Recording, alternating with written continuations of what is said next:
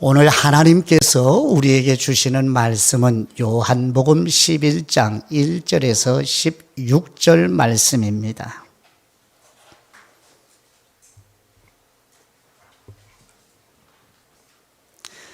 성경에 있는 분은 펼쳐 놓으시면 도움이 되실 거예요.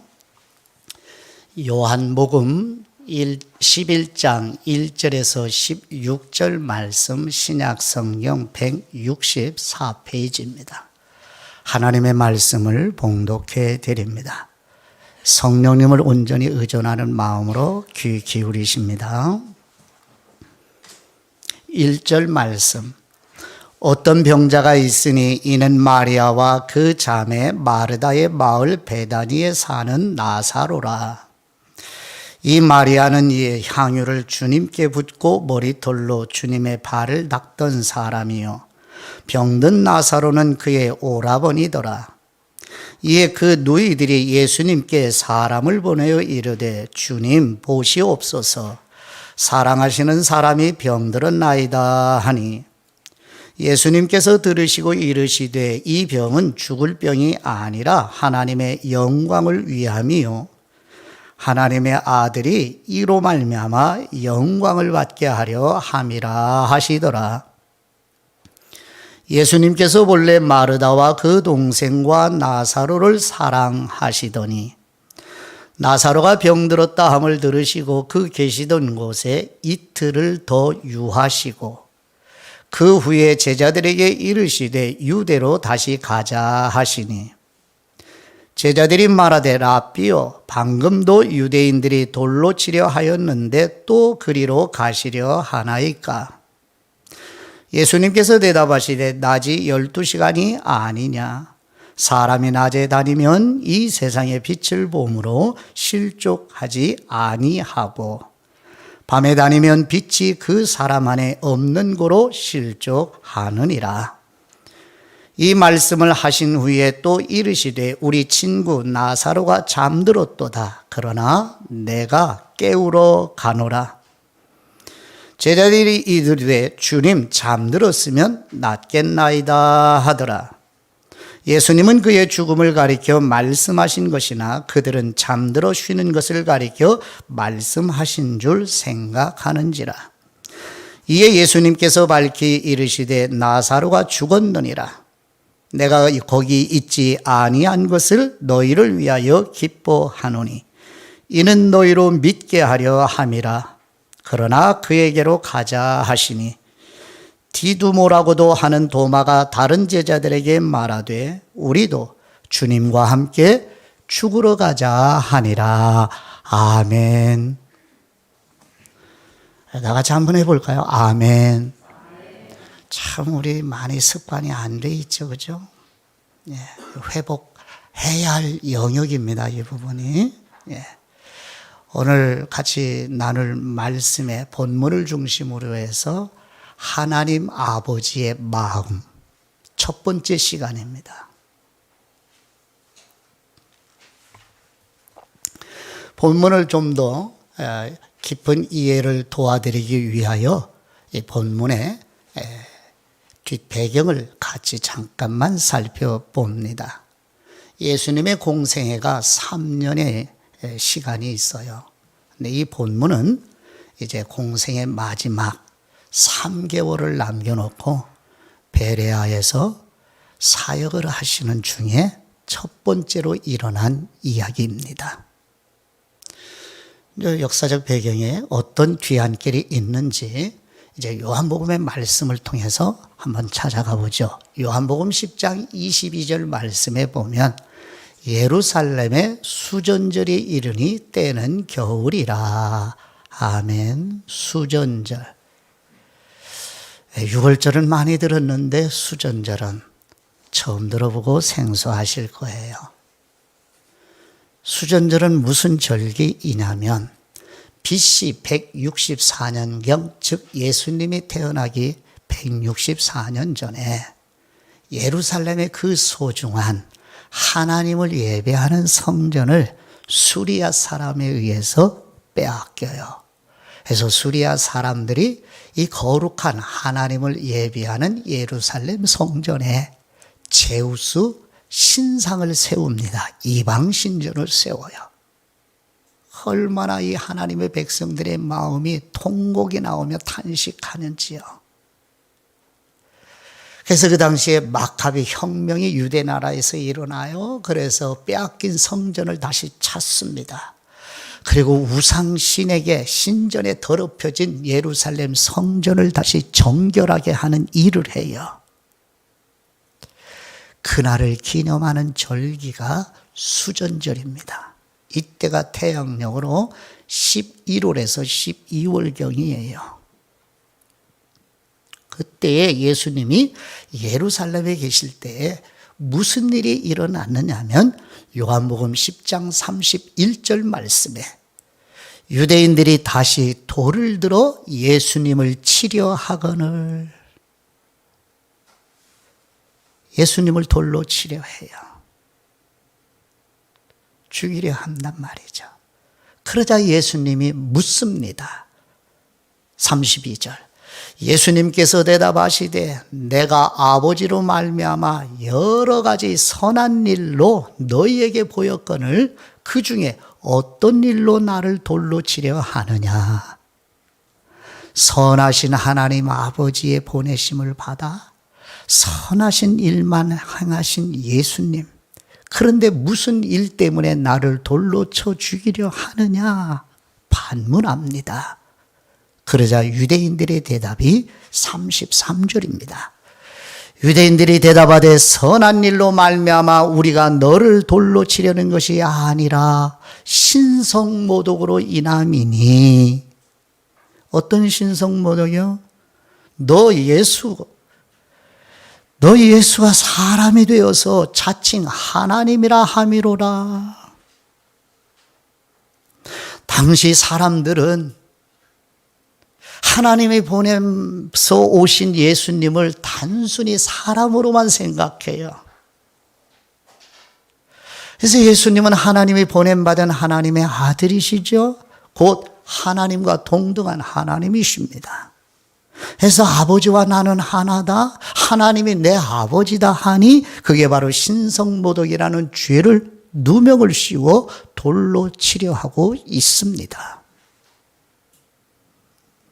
여기서 잠깐요. 유대인들의 생각이 옳습니까? 자신들은 그 정도밖에 생각할 수가 없어요. 나사렛 예수님은 단순히 사람이다. 어느 일면은 맞아요. 그러나 온전하지가 않아요. 그러면 적용요. 저와 여러분의 생각이 옳습니까?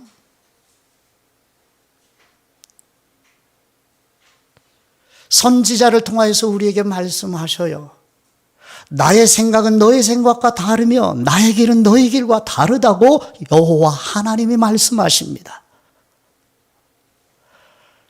성경을 보면서 유대인들의 모습 속에서 우리들의 악함, 어떻게 우리는 이토록 내 생각이 옳다고만 주장하여 내 생각이 받아들여지지 않으면 분노하고 화를 내며 다툼을 일으키는 악함들이 우리 안에 이렇게 도사리고 있는가? 여전히 구원받았지만, 진리를 알지만, 성경을 알지만, 하나님을 사랑하지만 이 부분은 너무나 약하지 않는가요? 지금 이 자리에서 혹은 가정에서 예배를 드리고 있는 각 성도님들의 생각이 다 옳은 건가요? 아닐 수 있다는 말입니다. 그런 거로 진리가 아닌 부분에서는 내 생각을 말하였을 때 상대방이 받아들여지지 않으면 양보하는 사람들의 삶이 그리스도인들의 특징입니다. 많이 내려놓으셔야죠. 무엇을, 나의 생각을. 왜? 100% 옳은 생각이 아니기 때문에요.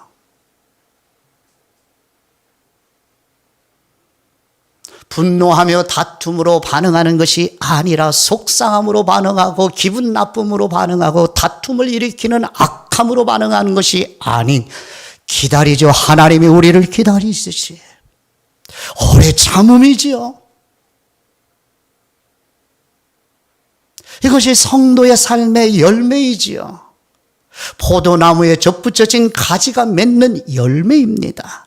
가정에서도 마찬가지요. 직장에서도 예외가 아닙니다. 교회 공동체에서는 더 말할 나위 없지요.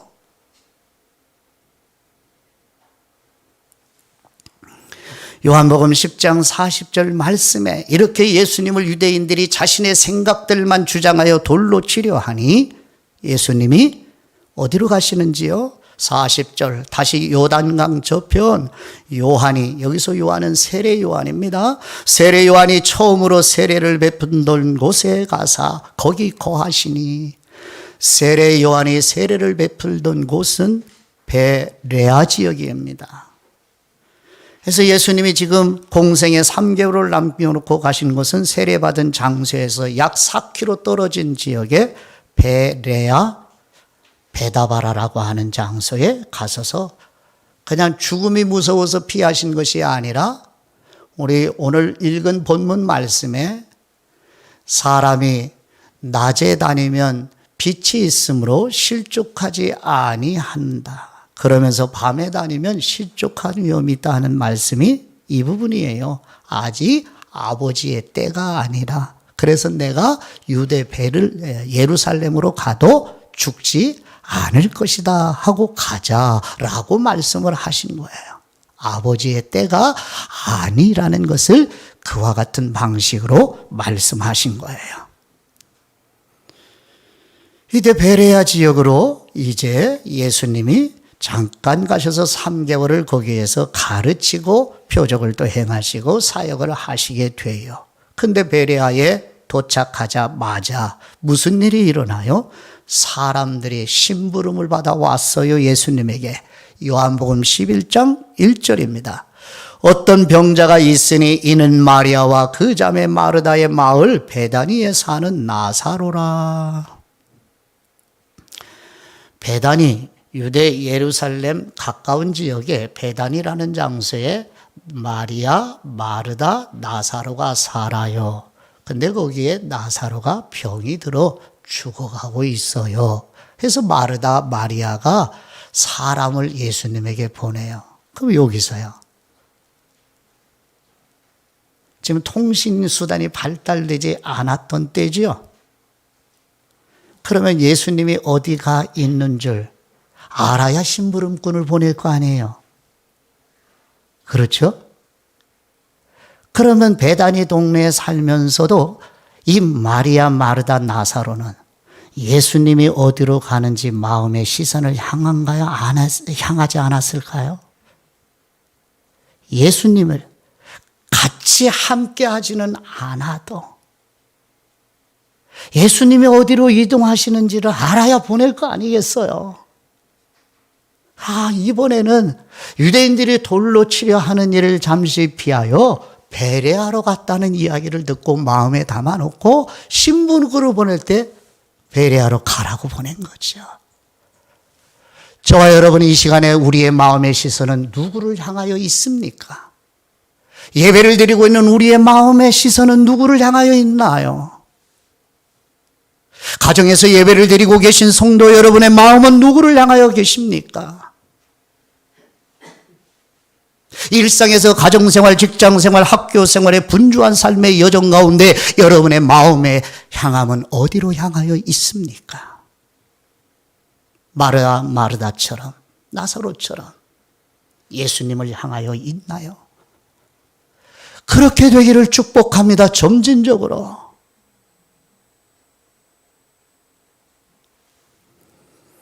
이 베다니에서 베레아 예수님이 지금 와 계신 곳까지는 약 40km예요. 옛 어르신들의 말씀으로는 백리길입니다. 사람이 걸어서 1시간에 걸을 수 있는 거리가 4km라고 그러죠. 그럼 40km는 10시간 걸려요. 그러면 이른 아침부터 늦은 시간, 너무 밤늦게 오늘날처럼 전기불이 있는 시대가 아니기 때문에 해가 넘어간 밤에 다니면 위험해요. 사람도 위험하고 맹수들의 위험이 있어요. 그래서 이른 아침 동이 틀 때에 출발하여 10시간이면 쉬는 시간까지 합하면 하루 종일 걸려서 예수님이 계신 베레아에 도착한 거죠. 예수님이 그렇게 지금 예루살렘에서 베레아에 와 계셔요. 근데 도착하시자마자 베다니에 사람이 왔어요. 나사로가 병들어 죽어가고 있다고요. 자, 이런 본문의 내용에서 오늘 우리들에게 이 본문 안에 담겨진 하나님 아버지의 사랑의 마음은 어떤 마음인지 그 마음과 마주하는 복 있는 시간이 되시기를 축복합니다. 우리의 이성만으로는 안 돼요. 성령님의 조명하시는 은혜를 속으로 갈망하셔야 됩니다. 오늘 본문에 이해할 수 없는 우리 지성으로 이해가 잘 안 되는 본문이 참 많아요. 첫 번째, 예수님께서 나사로 가족을 사랑하시는 것처럼 우리를 동등하게 사랑하시는 것을 만나보시기를 축복합니다. 요한복음 11장 3절 말씀에 이에 그 누이들이 예수님께 사람을 보내어 이르되 주님 보시옵소서 사랑하시는 사람이 병들었나이다 하니, 여기서 사랑 본문에서 3번 나와요. 요한복음 11장에서. 근데 우리 한글은 똑같은 사랑이지만 원문은 달라요.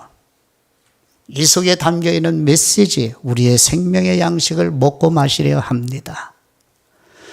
예수님께서 마리아, 마르다, 나사로를 사랑하는 것을 사람들이 표현할 때는 어떤 단어를 사용했느냐면 필레오라는 단어를 사용합니다.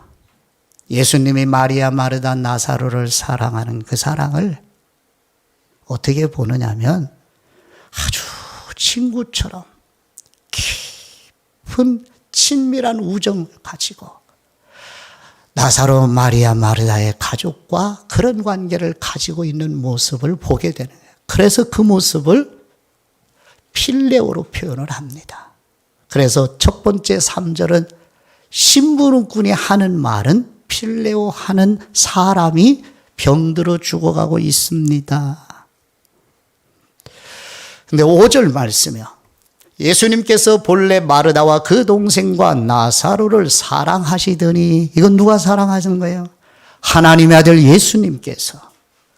하나님의 아들 곧 하나님께서 마리아, 마르다, 나사로를 사랑하는 그 사랑은 필레오가 아니라 아가페입니다. 아가페는 자격 없는 사람을 사랑하는 거예요. 더 나아가 하나님을 대적하는 원수를 사랑하는 사랑이 아가페예요. 그래서 도무지 사랑할 자격이 없는, 사랑받을 자격이 없는 사람을 대신하여 목숨을 내주는 사랑이 아가페 사랑입니다. 이것을 하나님의 사랑이라고 성경은 증언하고 있습니다. 하나님을 대적하여 하나님과 원수로, 마귀의 지배 아래서 마귀의 노예로 마귀가 시키는 대로만 하는 그 인간을 위하여 사랑할 수 없지요. 원수이지요. 하나님 대적하지요. 마귀 편에서 마귀의 종로로 타는 그 인간을 위하여 목숨을 내주는 바로 그 사랑, 그것은 하나님만이 하실 수 있는 사랑입니다. 그 사랑으로 지금 나사로, 마리아, 마르다를 사랑하신다는 말씀이에요. 그러면 마리아, 마르다, 나사로만 그런 사랑을 하는 것이 아니라 이 시간 예배를 드리고 있는 성도 여러분 각 사람을 바로 이런 사랑으로 사랑하신다는 성경의 증언을 들으셔야 되겠지요.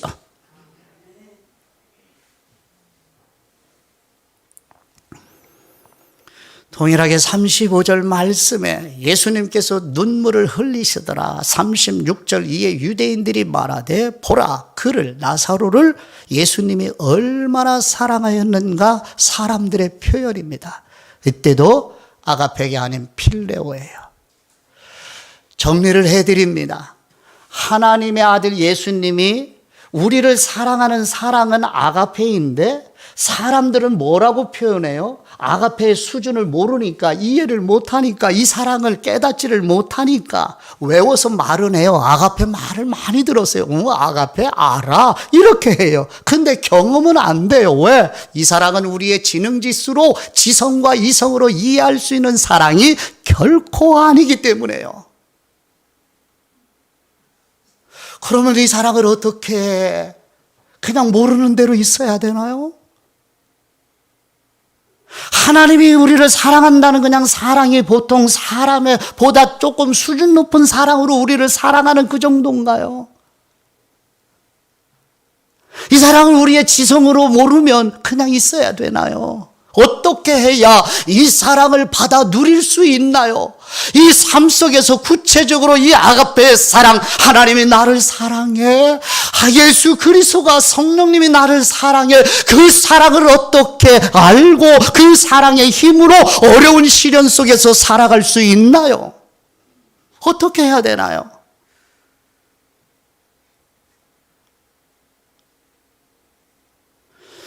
여러분 성경을 찾아볼까요? 에베소서 3장입니다.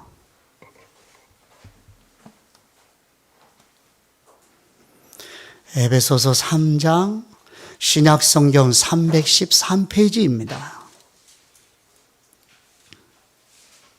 어떻게 해야 하나님이 나를 사랑하는 이 사랑을 알게 되나? 그래서 그 사랑의 힘으로 이 험난한 세상을 살 수 있을까? 신약성경 313페이지 에베소서 3장 14절입니다. 14절 이러므로 내가 하늘과 땅에 있는 각 족속에게 이름을 주신 아버지 앞에 무릎을 꿇고 기도드리오니 아버지 성부 하나님께 기도드립니다. 그 다음 3인칭 대명사는 바로 성부 하나님입니다. 15절 16절 그의 영광 누구의 영광? 아버지의 영광의 풍성함을 따라 아버지의 성령님으로 거기요.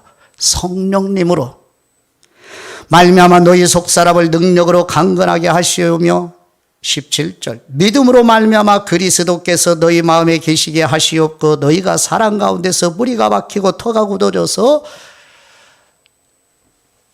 오늘 중심 내용이죠. 18, 19절 능히 모든 성도와 함께 지식에 넘치는 누구의 사랑을 알고 그리스도의 사랑 아가페를 알고 누구의 도우시는 은혜로? 성령님의 도우시는 은혜가 절대적으로 필요하다는 증언이죠. 누가? 성령님의 영감받은 사도 바울의 증언에 19절 그 너비는 무엇의 넓이예요? 그렇죠. 아가페 아버지의 사랑의 넓이와 아버지 아가페의 사랑의 길이와 사랑의 높이와 사랑의 깊이가 어떠함을 깨달아 누가? 성령님께서 눈을 열어 깨닫게 해주셔서 하나님의 모든 충만하신 것으로 너희에게 충만하게 하시기를 기도드리노라. 아멘. 성령님의 조명하시는 은혜가 아니면 하나님의 사랑은 누구도 할 수 없습니다. 이론이 아닙니다. 실제입니다. 우리의 삶에 절대적으로 필요한 것입니다.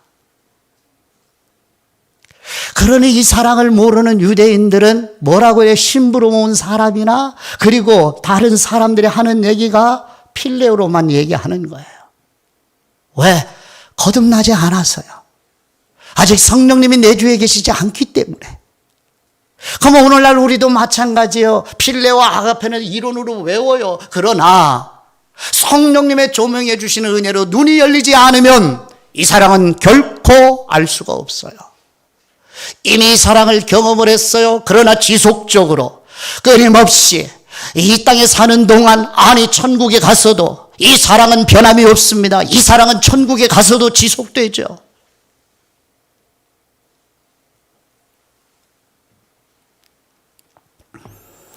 자, 그림을 하나 보시죠. 이 사랑하시다 할 때에 요한복음 11장 5절에 예수님께서 본래 마르다와 그 동생 나사로를 사랑하시더니 할 때 이 사랑한다는 동사는 미완료 시제인데 미완료 시제는 과거에도 사랑하고 지금도 사랑하고 앞으로도 계속 사랑. 자, 보시죠. 나사로가 병들었어요. 병들기 전에도 예수님이 사랑하고 하나님 아버지가 나사로를 사랑합니다. 병들어서 지금 죽음을 향하여 가고 있는 나사로를 동일하게 사랑하고 있어요.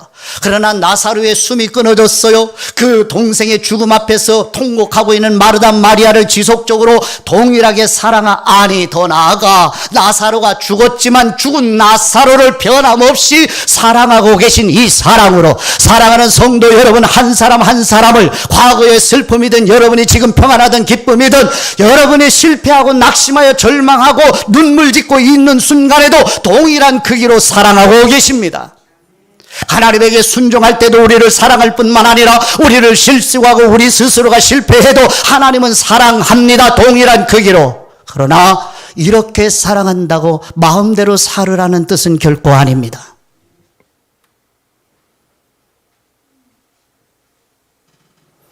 그림을 하나 생각을 해보시지요.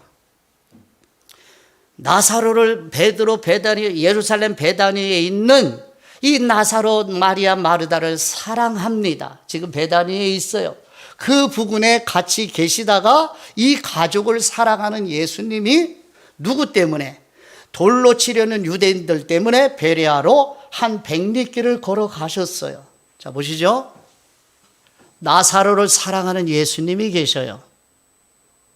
그 예수님의 사랑을 받는 나사로가 있어요. 이 중간에 누가 가로막고 있어요? 예수님을 돌로 치려는 유대인들이. 그래서 예수님이 공간적으로 100리길이 멀리 떨어져 있어요. 그럼 공간적으로 떨어져 있다고 사랑하지 않아요? 돌로 예수님을 치려는 유대인들이 예수님의 사랑을 가로막고 있는다고 해서 나사로를 향한 사랑, 주님의 사랑이 가로막히느냐는 질문이에요. 아닙니다. 이것은 그냥 목사의 추론이 아니라 여러분의 그럴 거야 라는 게 아니라 성경의 증언을 한번 귀 기울여 볼까요? 성령님의 영감으로 우리에게 증언해 주고 있는 로마서 8장 35절 말씀입니다. 누가 우리를 그리스도의 사랑에서 끊으리요? 환난이나 곤고나 박해나 기근이나 적신이나 위험이나 칼이랴? 끊을 수 없도다. 할렐루야. 38, 39절에는 더 분명하게 증언해 주고 있죠. 나는 확신한다. 누가요? 성령님의 영감을 받은 사도 바울은 확신한다. 사도 바울만 확신하는 것이 아니라 오늘 우리 모든 성도 한 분 한 분도 이런 확신을 가지고 사셔야만 이 어두운 세상에서 성결한 삶을 살 수 있는 것입니다. 무엇을 확신하는지요? 그 다음 증언을 들어보시죠. 사망이나 생명이나 천사들이나 권세자들이나 현재일이나 장래일이나 능력이나 높음이나 깊음이나 다른 어떤 피조물이라도 우리를, 여기 계신 여러분 한 분 한 분을, 가정에서 예배를 드리기 위해서 성도 한 분 한 분을 우리 주 예수 그리스도 안에 있는 하나님 아버지의 사랑에서 끊을 수 없느니라. 할렐루야. 거기 보세요. 내가 확신하니 처음 사용한 단어가 뭐예요? 사망입니다. 죽음. 나사로가 죽었어도 나사로의 죽음이 나사로를 향한 하나님의 사랑을 끊을 수 없습니다.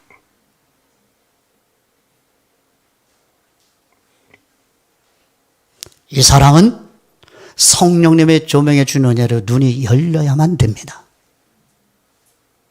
구하십시오. 성령님의 조명해 주시는 은혜를 아버지여 저와 우리 자손과 성도들에게 부어 주옵소서. 아버지여 우리 각 사람을 향한 아버지의 이 사랑을 만나게 해 주시옵시고 이론이 아니라 경험하게 해 주옵소서. 성령님의 절대적인 조명의 은혜 없이는 이 사랑을 알 수가 없사오니 주여 우리에게 성령님의 능력으로 도와 주옵소서. 두 번째요. 나사로의 죽음은 하나님과 예수님의 영광을 위함이라고 예수님께서 말씀하시는데 우리의 지성으로 이해가 안 되는 말씀이에요. 집중하고 성령님의 도우심을 더 간청하시는 시간이 되시기를 바랍니다.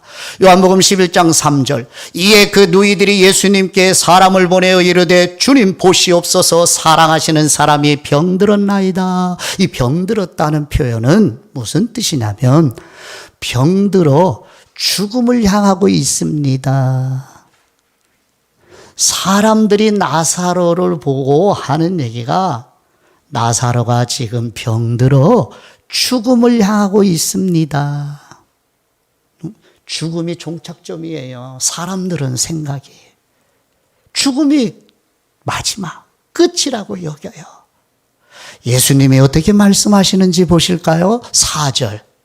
예수님께서 들으시고 이르시되 이 병은 죽을 병이 아니다. 그럼 안 죽는다는 뜻으로 오해하지 마세요. 죽어요. 그 무엇을 가리켜요? 예수님의 말씀은 이 병은 죽음을 향하고 있지 않다는 뜻입니다. 안 죽는다는 뜻이 아니에요. 죽어요. 그러면 이 병은 죽을 병이 아니라고 번역이 됐는데 이 병은 죽음을 향하고 있지 않다. 그럼 뭐를 향하고 있어요? 죽음을 넘어 하나님을 향하고 있느니라. 할렐루야. 이런 부분을 성령님의 조명해 주시는 눈이 열려야 되는 거예요. 그러시기를 축복합니다. 나의 죽음, 거듭난 성도의 죽음은 죽음이 마지막이 아니라 그 죽음을 때 누구를 향하고 있다? 하나님을 향하고 있습니다. 그 표현 다음에 하시는 말씀이 그래서 죽음을 향하고 있는 것이 아니라 죽음을 향하고 있지 않으니 하나님의 영광 그리고 하나님의 아들 예수님이 이 나사로의 일로 말미암아 영광을 받게 하려 함이라 하시더라. 아멘. 근데 여기서요. 여러분 같으면 정서적으로 어떤 느낌이 들까요? 여러분이 마르다예요. 여러분이 마리아의 입장이에요. 근데 지금 병이 들어가서 새근새근해요. 곧 숨 넘어갈 것 같아요. 여러분 가족이. 그러면 누가 옆에 지체가 가가지고 교회 지체가 방문해서 이 병은 죽을 병이 아니야 하면 여러분 심정이 어때요? 어떤 느낌 받아요? 그 자리에서는 뭐라고 얘기 못하죠. 그 마음은 상해를 입죠. 기분 나쁘죠. 그럼 돌아가면 욕하죠. 밉죠.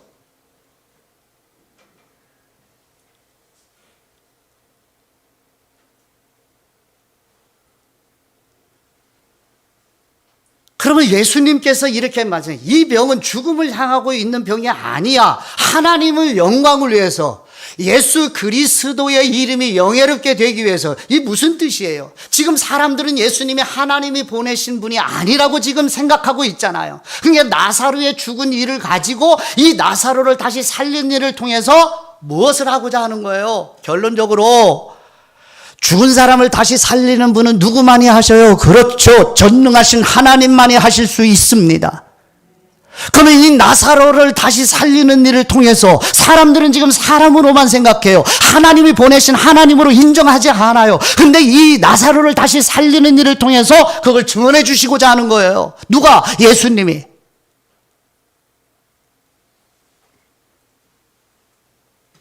이 일로 말미암아서 나사로를 다시 살리는 일로 말미암아서 믿는 사람도 있지만 또 한편으로 어떤 사람들이 있냐면 유대 종교 지도자들과 사내들인 공회가 공식적으로 이제 예수님을 죽이를 모의를 해요. 논의를 해요. 회의를 열었어요. 엄청난 사건입니다. 이 나사로의 살리는 사건이. 그전에는 개별적으로 유대인들이나 바리새인들 대제사장이나 예수 그리스도가 증오스럽고 밉지만 공식적으로 같이 모여 논의는 하지 않았어요. 그런데 나사로를 다시 살리신 사건을 기회로 해서 이제 공식적으로 논의가 이루어지고 있는 아주 중요한 사건입니다. 근데 이야기의 중요성에 비해서는 공간복음에는 기록하지 않았습니다. 마태, 마가, 누가 이 속에는 기록되지 않았어요. 나사로의 이야기가. 왜요? 이유가 뭔지 알아요?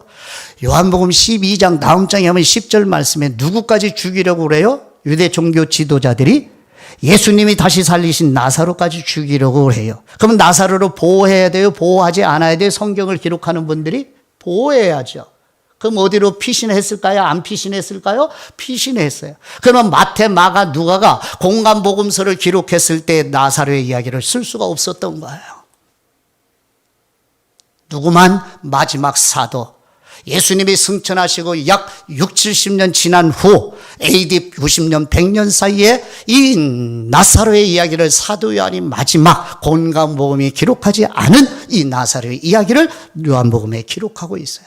그러니까 나사로를 다시 살리는 게 어마어마하게 중요한 거예요. 이 하나님의 아들 예수님을 계시하는 사건의 7가지 표적 중에 최고의 절정입니다. 근데 우리는 그냥 나사로를 살렸대 뭐 이 정도로. 지금 사순절의 기간을 보내는 이 과정 속에 유대 종교 지도자들이 공식적으로 우리 주 예수 그리스도를 십자가에 내주고자 하는 공개적인 회의를 하고 있는 거예요. 이 사건으로 말미암아 하나님의 아들의 최고의 계시 사건입니다. 누구도 부정할 수 없는 하나님의 아들을 증언하는 계시의 사건. 마지막으로 예수님께서 이틀을 더 지체하시는 이유를 여러분은 어떻게 생각하시나요? 요한복음 11장 6절 말씀에 나사로가 병들었다함을 들으시고 그 계시던 곳 어디죠? 베레아죠. 베레아 지역에 이틀을 더 유하시고 그 후에 제자들에게 이르되 유대로 다시 가자 하시니, 나사로, 마리아, 마르다를 예수님이 사랑하죠. 그것도 아가페로. 그렇죠?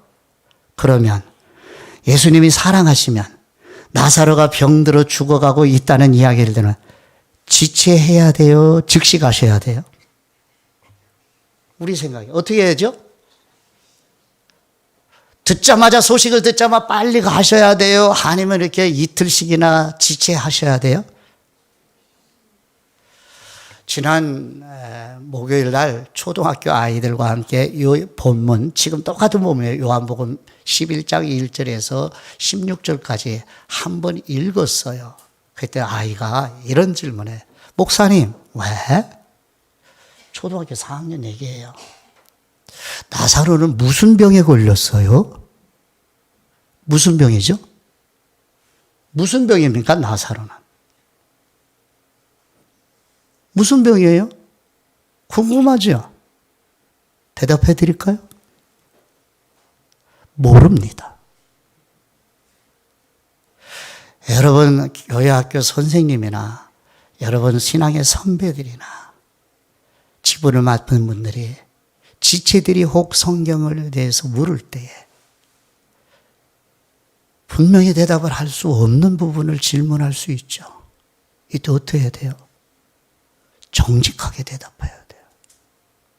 첫 번째는, 아야, 이 부분 물음에 대한 잘 모르겠다 해서 선생님이 혹은 내가 한 주간 살펴보고 다음 주에 대답해 줄게, 이렇게 대답하셔야 돼요. 두 번째, 여기서 나사로의 질병이 무슨 병이라는 질문이 궁금해요. 근데 물었어요. 몰라요. 그 모른다고 아이에게 대답하면 아이가 신뢰감이 생겨요? 그럼 거기서 멈추면 안 되죠. 왜 모르는? 미안하지만 아야, 목사님도 몰라. 왜냐하면 성경이 말씀하지 않기 때문에.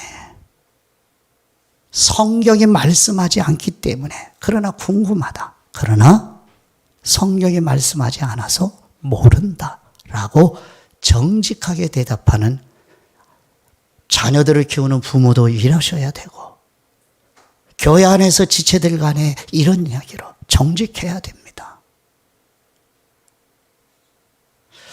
그래서 제가 그 아이에게 질문했죠. 뭐라고요? 그러면 아야, 앞에 본문에서 예수님이 나사로, 마리아, 마르다 사랑하신다고 그랬지? 네.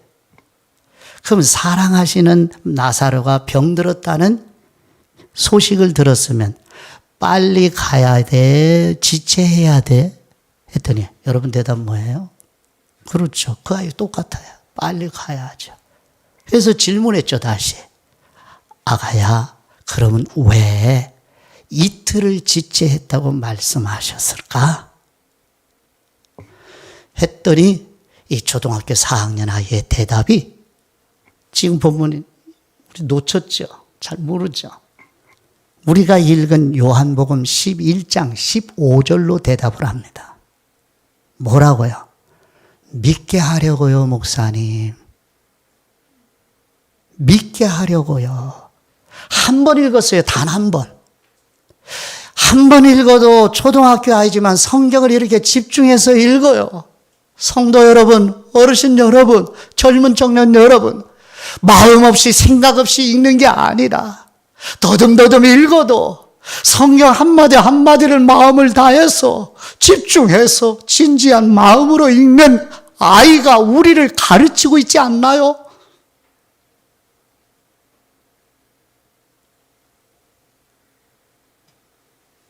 그러면 다시 질문 드려요.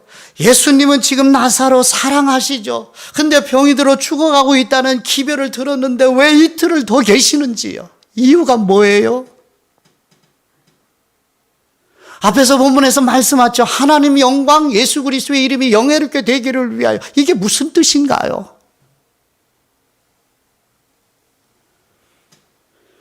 첫 번째는 두 가지인데요. 첫 번째, 내내 한 가지를 두 가지로 구분해서 말씀해요. 첫 번째는 나사로가 죽었다는 사실을 만천하에 공표하기 위해서입니다.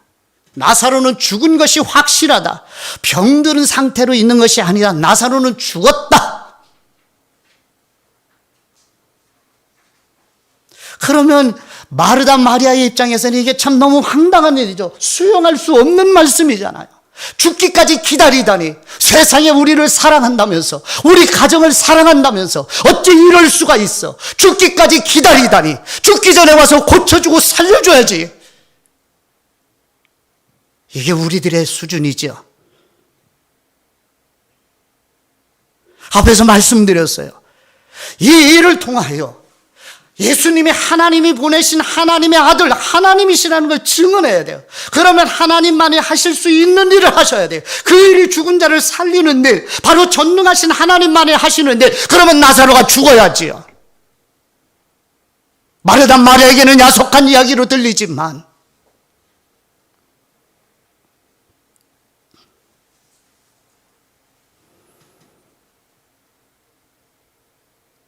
이렇게 우리가 알지 못하는, 우리가 이해하지 못하는 하나님의 경륜 아래서요, 놀라운 은총이 담겨져 있는 것입니다. 우리가 이해할 수 없다고, 우리의 지성으로 이해할 수 없다고, 그저 성경을 그냥 글자로 읽어 나가는, 여기서 벗어나셔서 이 속에 담겨있는 하나님 아버지의 마음이 어떤 마음인가, 이 성경을 요한으로 하여금 기록한 성령님의 탄식하는 마음은 어떤 심정인가. 두 번째는 방금 말씀드린 것처럼 바로 사람들이 볼 수도 없고 이해할 수 없는 선하신 하나님의 계획을 쉼없이 지금도 일하고 계시다는 사실을 우리들에게 증언해 주기 위하여 하나님의 큰 계획이 있습니다. 생각해 보세요, 성도 여러분. 나사로의 죽음 때문에 이제 다음 주에 본문에서는 마리아 마르다가 통곡을 합니다. 그런데 한 가족의 통곡하는 일이 바로 우리들을 위한 일이 어떻게 그럴 수 있느냐고요. 남의 아픔이 나의 기쁨이 되다니 어떻게 이럴 수가 있느냐는 말이에요. 근데 이것을 인간적인 차원에서로 보지 말고 이 속에 담겨있는 하나님의 경륜에 사랑의 마음을 보실 수 있는 눈이 열리기를 축복합니다.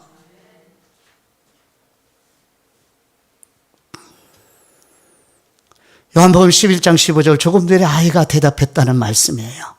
내가 거기 있지 아니한, 예수님이 베다니 나사로가 죽는 장소에 있지 않은 것을 너희를 위하여 기뻐하노니 이는 너희로 믿게 하려 함이라. 여기서 너희는 누구예요?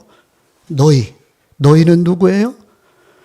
12절 말씀에 참고하시죠. 12절, 제자들이 이르되 주님 잠들었으면 낫겠나이다. 여기서 낫겠다는 얘기는 더 좋다는 얘기가 아니라 병에서 치료받겠습니다. 회복되겠습니다. 잠들었으면. 그렇잖아요. 아파서 통증을 못 이기고 잠들으면, 깨어나면 회복이 될 수 있잖아요. 제자들이 지금 그렇게 해요. 잠들었다 하니까 이런 식으로 이해를 하는 거예요. 첫째, 누구로 하여금 믿게 하려고요? 제자들. 첫 번째는 제자들로 하여금 믿게 하려고 나사로를 죽기까지 이틀을 더 지체하셨다고요. 42절이요. 항상 내 말을 예수님께서 이 나사로를 살리기 직전에 하나님 아버지께 감사의 기도를 드리시는 내용이에요. 보시죠. 항상 내 말을 들으시는 줄을 내가 알았나이다. 그러나 이 말씀을 하옵는 것은 둘러선 누구를 위함이요?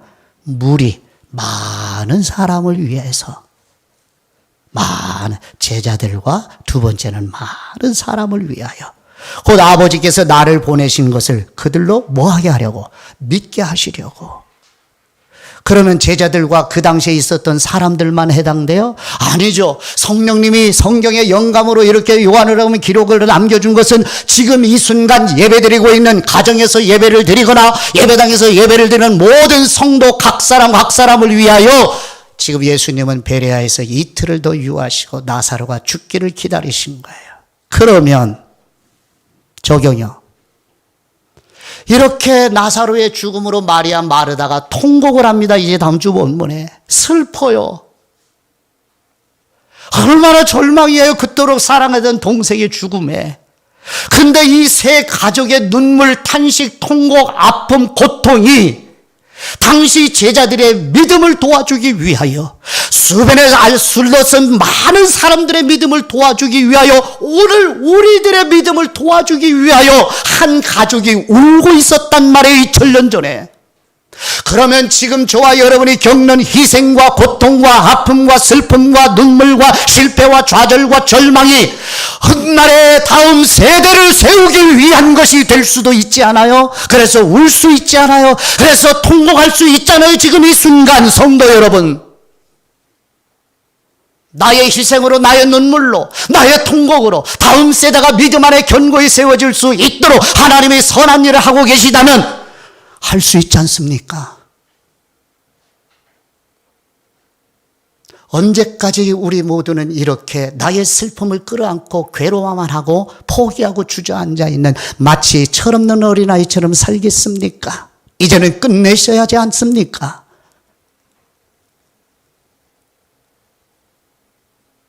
하나님 아버지의 마음을, 이 이야기 속에 담겨있는 마르다 마리아는 이 마음을 몰랐지요. 이 속에 담겨있는 하나님의 경륜, 구속의 은혜를 몰랐어요. 그러니까 이것을 들었으면 상처받죠. 그래서 서운할 수 있어요. 그러나 훗날 예수 그리스도가 하신 이 말씀을 성령님을 통해서 들었을 때에 그때 그 과거의 눈물의 고통이 기쁨과 찬송과 예배가 될 수 있지 않습니까? 언제까지 마냥 우는 어린애기처럼 그렇게 어리광만 부리다가 일생을 마치겠습니까? 이제는 깨어나실 때 아닌가요? 일어설 때 아닌가요? 눈물을 멈추고 하나님의 내 눈물 속에 담겨있는 선으로 창조해 가시는 하나님의 경륜의 구속의 은총을 바라볼 수 있는 하나님을 생생히 경험하는 성도 여러분이 되시기를 축복합니다. 그래서 제자들은 이미 믿고 있지 않아요? 그렇잖아요. 공생의 소반에서 나를 따르라 했을 때 따라가지요. 마태복음 16장에서 너희는 나를 누구라고 하느냐? 예수님 당신은 하나님의 아들이요 그리스도이심을 믿습니다. 이렇게 믿어요. 이미 믿고 있어요. 그런데 왜 또 믿게 하신다는 거예요? 이미 믿는 사람들이에요, 제자들이. 근데 왜 믿게 하시려고 이 일을 하신다는 거예요? 제자들 어때요? 수많은 표적을 가르쳐도 흔들리고 약하죠, 믿음이. 예수님이 이제 곧 3개월 뒤면은 이 사건이 일어나고 3개월 뒤면 신문을 받기 시작하죠. 그때 베드로가 어떻게 해요? 부인할 뿐만 아니라 저주까지 하죠. 믿음이 약해요, 강해요? 그렇죠. 뿐만 아니라 예수님이 공생의 3년 동안에 대제사장들과 장로들에게 고난을 받아 죽은 지 3일 만에 다시 살아나리라는 이 이야기를 3번이나 반복해서 하셔도 예수님이 부활하시고 나서는 어떻게 해요? 아니, 그 직전에 예수님이 십자가에 죽으실 때 제자들은 십자가 주변에 있어요? 뿔뿔이 다 흩어지지 않았습니까? 예수 그리스도가 부활하셔서 자신들 앞에 나타났을 때 제자들이 부활을 믿었나요? 제자들의 믿음이 강한가요? 약한가요? 그러니 이들의 믿음을 견고해 줄 필요가 있지 않나요? 그러면 우리들의 믿음은 강한가요? 약한가요? 로마서 영적 독서의 로마서 1장 11절 말씀에 사도 바울은 내가 여러분 로마 교회 그리스도인들을 간절히 보고 싶어하는 이유는 성령님께서 주시는 선물을 나누어 주어 여러분의 믿음을 견고하게 해주기 위함이라고 증언합니다. 이미 믿는 사람들이지만, 우리가 구원받아 믿는 사람들이지만 믿음이 약하지는 않나요? 해서 견고해질 필요가 있지 않습니까? 이걸 부정하면 모든 사람들의 성경을 부정하는 것이 아닌가요? 무엇으로 이 로마 교회 그리스도인들의 믿음을 견고하게 해줘요? 로마서 1장부터 16장까지의 말씀 전체죠. 이게 뭐예요? 핵심, 예수 그리스도가 하신 일이죠. 그거를 두 글자로 정리해서 복음이라고 하죠. 이거를 오구청년 예배에서 나누는 말씀의 성경 교리지요. 저와 여러분의 믿음을 견고하게 해주는 건 뭐예요? 성경의 진리죠. 성경의 진리를 믿음의 선보들이 일목요연하게 정리해 놓은 것을 성경 교리라고 합니다. 성경 교리, 진리가 우리의 힘입니다. 우리의 능력입니다. 이 불의와 부정과 어둠의 이 세상을 휘몰아가는 여기에서 살아남기 위해서 가져야 할 것은 바로 여러분의 힘이 되는, 여러분의 능력이 되고 생명이 되는 진리입니다. 이 진리 안에 하나님 아버지 마음이 있어요. 이걸 만나야 돼요. 하나님 아버지의 사랑의 마음이 있는 겁니다. 그냥 지식이 아니에요. 그냥 이론이 아니라고요. 성령님의 탄식하는 심정이 들어있어요.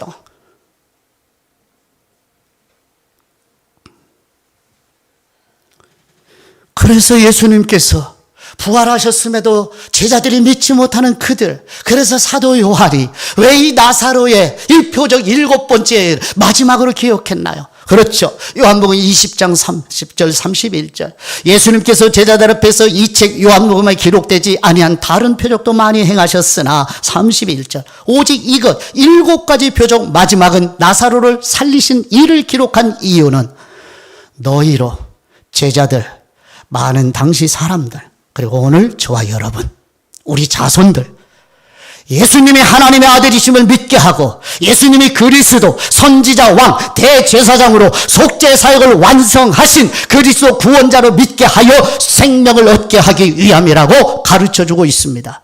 오늘 나사로의 본문뿐만 아니라 매주일 설교를 듣는 이유, 목사가 설교를 하는 이유, 성경을 개인적으로 읽고 묵상하는 이유는 뭐예요? 예수님이 누구시냐는 거예요. 그냥 외워서 말고요.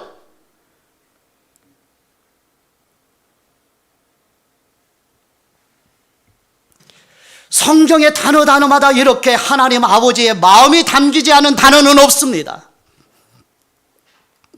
예수 그리스도, 바로 마귀의 지배 아래 속에서 죄와 사망의 종로를 타고 있는 저와 여러분을 향한 예수 그리스도의 심정을 이번 사순절 고난주간에 만나시기를 축복합니다. 그동안에 이런 아버지의 마음을 모르고 그리스도의 마음을 모르고 설교도 한 설교자, 그리고 전도한 전도자, 가르쳤던 교사들, 믿음의 선배 부모님들, 우리 통회하는 마음으로 아버지가 이제는 성경을 읽으면서 아버지의 심정, 그리스도의 마음을 만나기를 원하나이다. 이것이 우리를 향한 하나님의 마음이에요. 성도 여러분,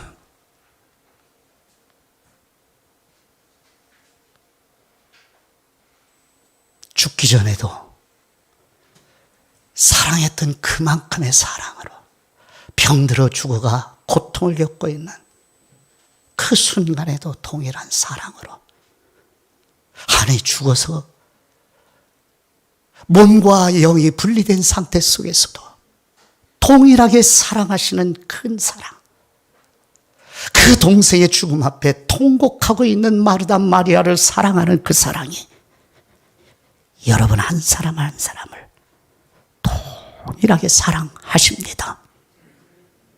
아직은 아니지만, 아직은 구원받지 못했지만, 아직은 거절하고 있지만 여러분 자손들을 향한 하나님의 사랑은 동일합니다. 아버지여, 이 사랑의 힘만이 우리에게 소망입니다. 사랑만이 치료할 수 있습니다.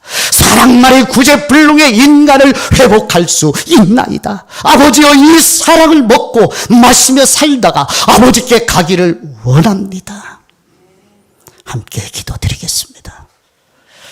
영광 받으시기에 합당하신 우리 하나님 아버지, 예수님께서 마리아 마르다 나사로를 사랑하신 것처럼 동일한 사랑으로 우리와 우리 자손과 우리 성도들을 사랑하시는 아버지의 마음을 만나게 하시니 감사합니다. 나사로의 죽음으로 마리아 마르다의 슬픔이 하나님을 영화롭게 하는 일이라는 말씀처럼 지금 여기 우리와 우리 자손과 성도들의 아픔과 눈물의 시련도 합력하여 선을 이루어가고 계신 하나님 아버지의 사랑의 마음을 만나 위로와 격려와 새 힘으로도 소망을 가지고 믿음의 길을 순례의 우리 주님과 같이 성령님과 함께 끝까지 걸어가도록 도와주옵소서. 우리의 소망이신 우리 주 예수 그리스도의 이름으로 기도드립니다.